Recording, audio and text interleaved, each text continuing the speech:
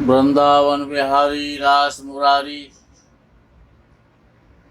श्री राधा रानी राधा कृष्ण के चरणार बिंदुओं में शतकोटि नमन बंदन करते हुए मित्रों को, जिज्ञासुओं को, धर्म प्रेमियों को, ज्योतिष विज्ञान प्रेमियों को हर हर महादेव, बम बम भोले, नमः शिवाय।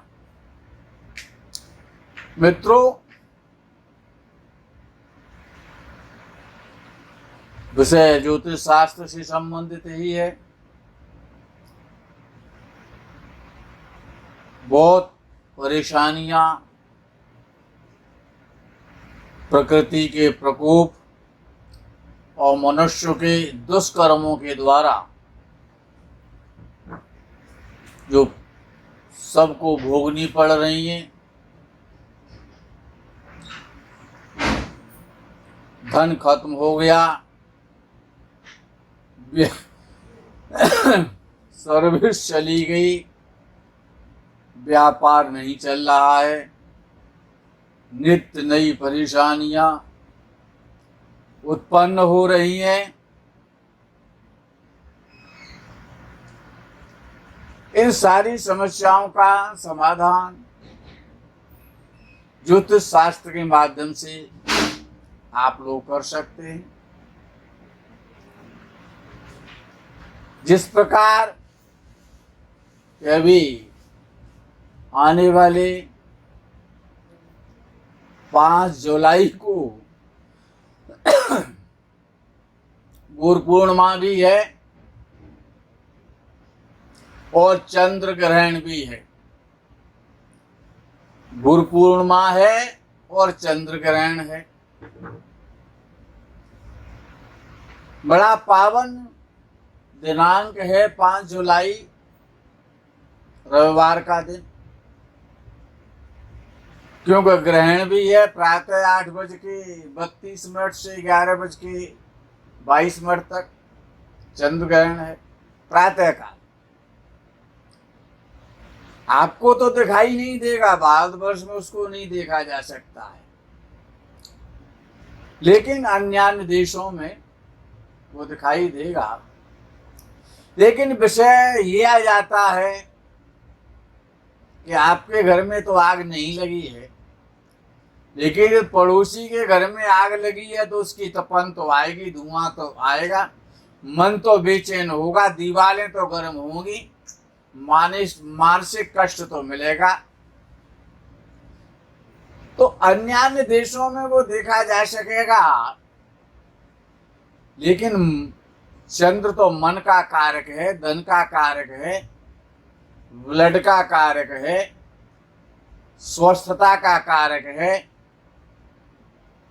तो मन तो परेशान होगा, जब व्यापार नहीं चलेगा, धन नहीं आएगा, चिंताएं उत्पन्न होंगी, अस्वस्थता बढ़ेगी।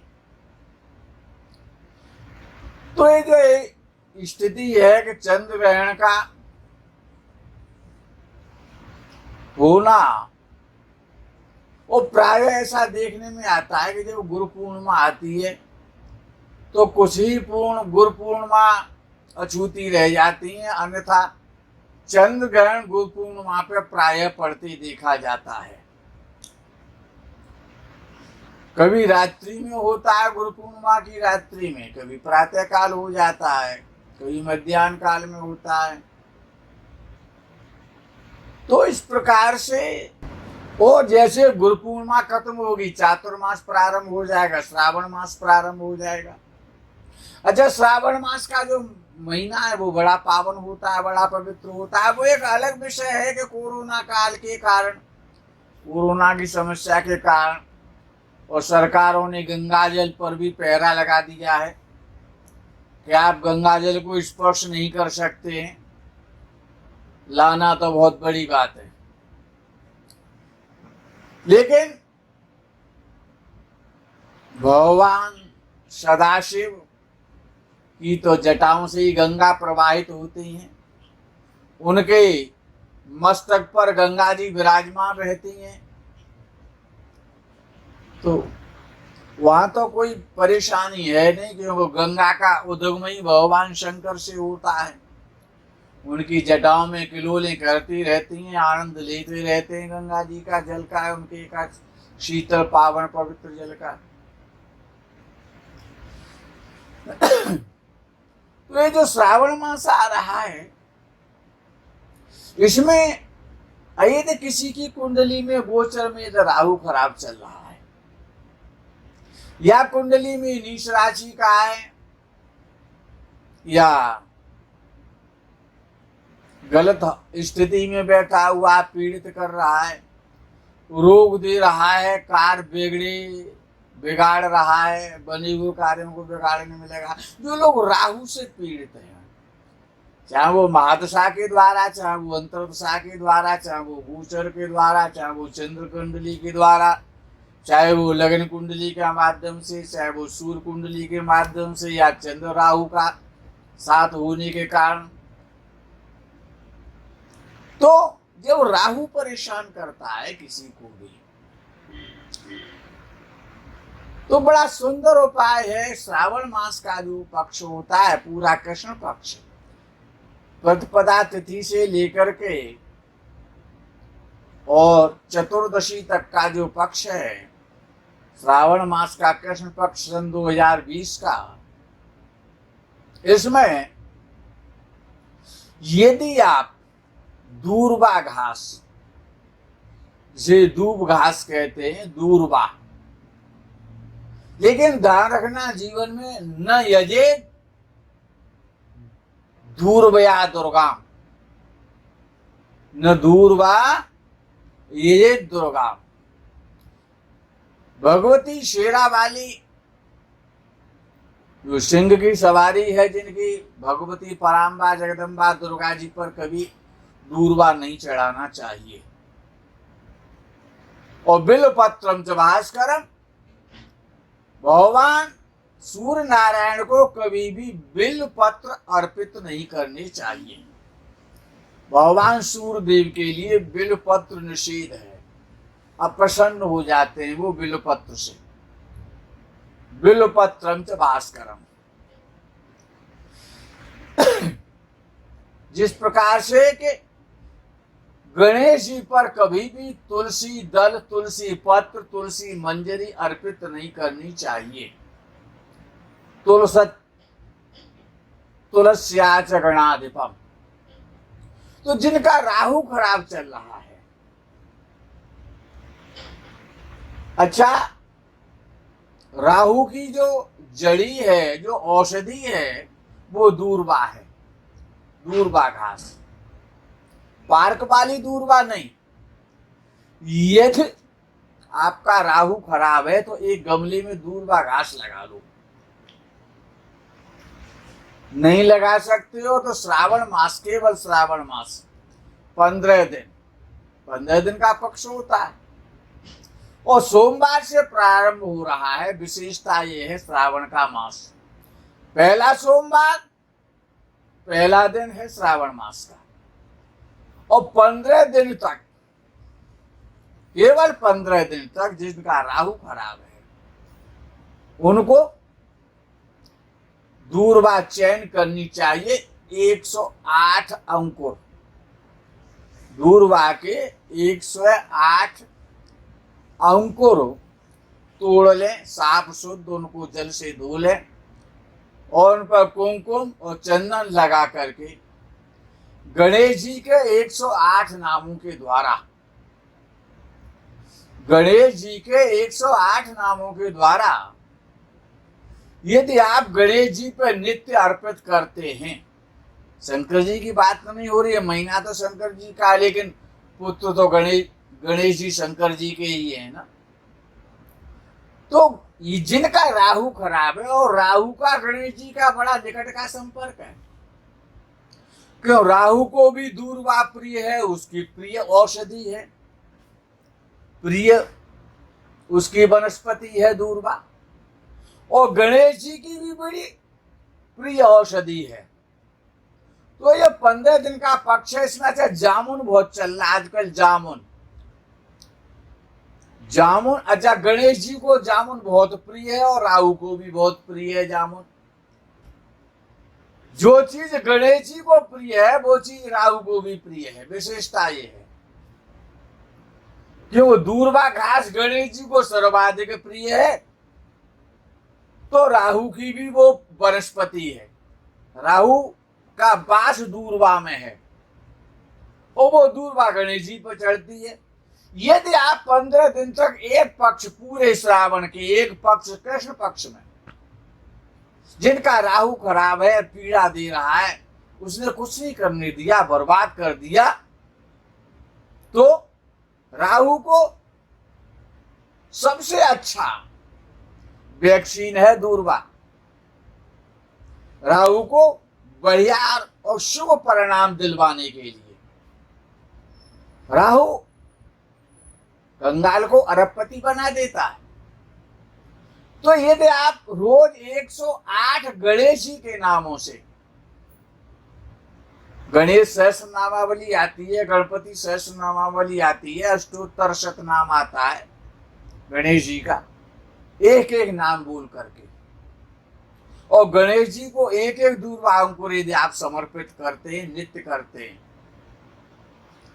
और वो दूर्वा जितनी भी चढ़ी हुई दूर्वा है गणेश जी पर, उसको किसी बैल को खिला दो, सांड को नित्य, उस चढ़ी हुई दूर्वा के 108 अंकुर जौ के आटे में लड्डू बना करके, थोड़ा जल आटा जल में, आटे में जल मिला करके थोड़ा गीला करके उस लड्डू में वो 108 अंकुर गणेश जी पर जो चढ़े हुए जो आपने उतारे हैं, उनको किसी सांड को या किसी बैल को खिला दो। 15 दिन यही काम करो। जौ के आटे का लड्डू बनाओ शाम को, उसमें वो 108 दूर्वा अंकुर बंद करके लड्डू बना करके, जो सांड होते हैं, जो बैल आवारा होते हैं, गाय का जो वंश है गोवंश है, उसको आप खिला दें और 15 दिन खिला दें। फिर राहु का चमत्कार देख लें। राहु का चमत्कार देख लें जो कभी नहीं हुआ। व्यापार और धन, जितने भी प्रकार के कष्ट राहु आपको दे रहा है, यदि रोग दे रहा है, धन नहीं आने दे, तो राहु की जो कष्ट है उसको बिल्कुल परावर्तित कर देता है। अशुभ को शुभ करने वाली ये जो समय आ रहा है आपके लिए, तो जिनका राहु खराब है उनको ये कार्य करना चाहिए।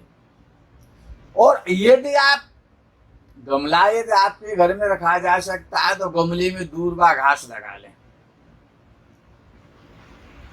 गमले में दूर्वा घास लगा लें, लेकिन वो गमला उसी दिशा में रखें जहां पर राहु का वास होता है। राहु का वास होता है साउथ और वेस्ट के कॉर्नर में। साउथ और वेस्ट के कॉर्नर में वहां पर राहु का वास होता है। तो जहां पर भी वो दूर्वा का गमला रखें, दूर्वा घास का, वो नैऋत्य दिशा होनी चाहिए। इसको नैऋत्य दिशा कहते हैं। उसमें यदि आप का गमला रखा हुआ, उसमें नित्य पानी दें। अजय गणेश जी की पूजा तो हर धार्मिक व्यक्ति करता ही है, तो उसमें से एक आध दूर्वा अंकुर नित्य गणेश जी को भी चढ़ा सकते हैं।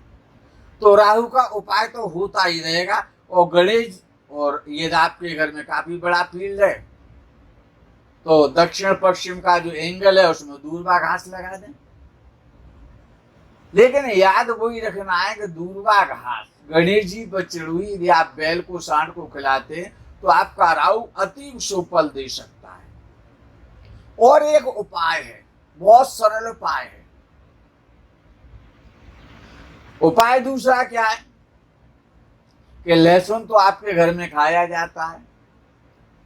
99.9% आज का जो समाज है, आज के जो व्यक्ति हैं, वो लहसुन का सेवन कर सकते हैं। 100% तो नहीं कहा जा सकता है, लेकिन लहसुन का सेवन 99.9% व्यक्ति करते हैं, चाहे वो स्त्री जातक हैं, चाहे वो पुरुष जातक हैं, चाहे वो नपुंसक जातक हैं। तो यदि आप शनिवार के दिन केवल लहसुन की एक गांठ लहसुन की एक गांठ अपने सिर के ऊपर से और उल्टी घुमा करके, क्लॉकवाइज नहीं, एंटी क्लॉकवाइज, एंटी क्लॉकवाइज 7 बार घुमा करके सूर्यास्त के समय। और किसी को दान कर दो, खाने वाले को, किसी को दान कर दो। अच्छा, ऐसा नहीं है कि एक ही गांठ कर सकते हैं, ज्यादा भी कर सकते हैं, 4 गांठ तक कर सकते हैं आप। लहसुन की बढ़िया सी 4 गांठ लेकर के आओ, शनिवार के दिन सूर्यास्त का समय हो रहा हो, एंटी क्लॉकवाइज हाथ में पकड़ करके घुमाओ और किसी खाने वाले को दिया। उसकी हानि नहीं होगी, लेकिन आपका फायदा निश्चित रूप से होने लगेगा। और ये प्रयोग 8 शनिवार तो करना चाहिए आपको। ये जो लहसुन का जो प्रयोग है वो यदि 8 शनिवार कर सकते तो आपको करना चाहिए। अच्छा, यदि किसी का बृहस्पति कुंडली में नीच राशि का है, किसी कन्या का विवाह नहीं हो रहा है क्योंकि बृहस्पति पति होता है ज्योतिष शास्त्र के आधार पर, या बृहस्पति के कारण शादी नहीं हो रही है, नीच राशि का या शत्रु राशि का या अष्ट स्थिति में है, तो बहुत सरल उपाय है और निश्चित रूप से फायदा करने वाला, अच्छा लाभ देने वाला। पपीता का दान करो बृहस्पतिवार को प्रातः काल की बेला में, प्रथम मुहूर्त में। तो 8 मुहूर्त होते हैं, 4 दिन के होते हैं, 4 रात। ये तो दिन के मुहूर्त है, 24 घंटे में जो मुहूर्त होते हैं। वैसे तो मुहूर्त बहुत ज्यादा हो जाते हैं, तो ये जो प्रहर कह सकते हैं, उनके जो 8 प्रहर होते हैं, तो 6 बजे से और 9 बजे तक का जो प्रथम प्रहर कहलाता है, उसमें ये जो आप बृहस्पतिवार को किसी ब्राह्मण को या किसी संत को, किसी अच्छे विद्वान को, भगवान के भक्त को, किसी तपस्वी को आप पपीता का दान, साबुत पपीता का दान करें। साबुत पपीता का दान करें तो बृहस्पति की जो स्थिति है, जो बृहस्पति के कारण आपको परेशानियां मिल रही हैं। अच्छा, पपीता का दान तो कर ही सकते हैं, पपीता तो हर मौसम में मिलता है और केला भी हर मौसम में मिलता है, तो केले का दान करें। लेकिन यहाँ पर जो बृहस्पतिवार के लिए जो कहा गया वो प्रथम प्रहर के लिए, प्रथम प्रहर में करना है। 6 बजे से 9 बजे तक के मध्य में उसका पूरा फल आपको मिलेगा, निश्चित मिलेगा, और आपका बृहस्पति आपकी समस्याओं को खत्म कर देगा। अच्छा, इस मौसम में तो आम भी चल रहा है, आम चल रहा है तो आप आमों का दान कर सकते हैं, आम और फल को दान कर सकते हैं। लोगों को मैंगो शेक पिलाओ ना, एक दिन मैंगो शेक की पार्टी कर दो। पुलिस से बच करके, कोरोना चल रहा है, याद रखना, गड़बड़ मत कर देना। है कोई शिकायत कर दे, किसी को नजला हो जाए, इसलिए बर्फ मन डाल देना उसमें। नजला हो गया, वो कह देगा उन्होंने मुझे मैंगो शेक पिलाया था, इसका भी ध्यान रखना। तो अच्छा, मैंगो शेक मत पिलाओ, साबुत आम तो दान कर सकते हो। ठेले वाले से 1 किलो आम खरीद लो, बृहस्पति खुश हो जाएगा। केवल 11 बृहस्पतिवार ही तो करना है, समस्या का समाधान हो जाएगा। पपीते के दान करो, केले के दान करो, आम का दान करो। लेकिन यदि आपका बृहस्पति उच्च राशि का है, यदि आपका राहु उच्च राशि का है, तो लहसुन का दान मत कर देना। क्यों? उच्च राशि के ग्रह का कभी भी दान नहीं करना चाहिए। मित्रों, आज का प्रकरण यही संपन्न होता है। ये प्रकरण अभी अपूर्ण रह गया है, आगे के प्रकरण का आप इंतजार करेंगे। प्रकरण बहुत अच्छा है क्योंकि श्रावण का महीना प्रारंभ हो रहा है चंद्र ग्रहण भी है और गुरु पूर्णिमा भी है। चंद्र ग्रहण में त्राहि त्राहि महालक्ष्मी, त्राहि त्राहि सुरेश्वरी, त्राहि त्राहि जगन्मातर, दरिद्राथ त्राहि देवत, इस मंत्र का आप जप करें। श्रीम श्रीम श्रीम श्रीयै नमः का जप करें। इससे आपको बहुत लाभ मिलेगा ग्रहण काल में। भले ही आपके घर में आग नहीं लग रही है, लेकिन ग्रहण तो पड़ रहा है, चंद्र तो वो ही एक है ना, उसका प्रभाव तो आता है मित्रों। भले ही सूतक मान नहीं होंगे, पातक मान नहीं होंगे, लेकिन जो ग्रहण काल है प्रातः काल 8:32 से 11:22 तक, इसमें यदि आप ये जप कर सकते हैं, इस मंत्र का तो जप अवश्य करें। शरण्ये त्वां प्रपन्नोऽस्मि कमले कमलालये, त्राहि त्राहि महालक्ष्मी परित्राण परायणे, इस मंत्र का जप करें। ओम ऐं ह्रीं श्रीं महालक्ष्म्यै नमः, इस मंत्र का जप करें। निश्चित रूप से आपको लाभ होगा। ये ग्रहण दूसरे देशों में पड़ रहा है, आपको दर्शन नहीं देगा, लेकिन असर तो आप पर भी आएगा। पड़ोसी देशों में पड़ रहा है।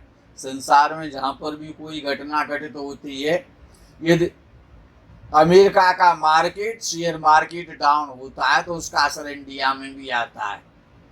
इसलिए ध्यान रखना है। ग्रहण काल में एक तो गुरु पूर्णिमा है, तो गुरु जी का पूजन श्रद्धा के साथ में, भक्ति के साथ में, तन मन धन से करें। ज्ञान का पर्व है, ग्रहण का पर्व है। जो भी आप अच्छे से अच्छा, उस दिन अवकाश भी है, रविवार है ना, अवकाश भी है, तो कोई समस्या तो है ही नहीं। तो ग्रहण का पूरा लाभ लें, इन मंत्रों का जप करें। और जो श्रावण मास प्रारंभ हो रहा है, उसमें जो मैंने आपको राहु से और बृहस्पति से संबंधित उपाय बताए, आगे के उपाय और बताऊंगा। बहुत सरल, बहुत सुंदर, बहुत श्रेष्ठ, उनको आप अगले प्रकरण में श्रवण करेंगे। तब तक के लिए बम बम भोले, नमः शिवाय, हर हर महादेव, जय गौ माता दी।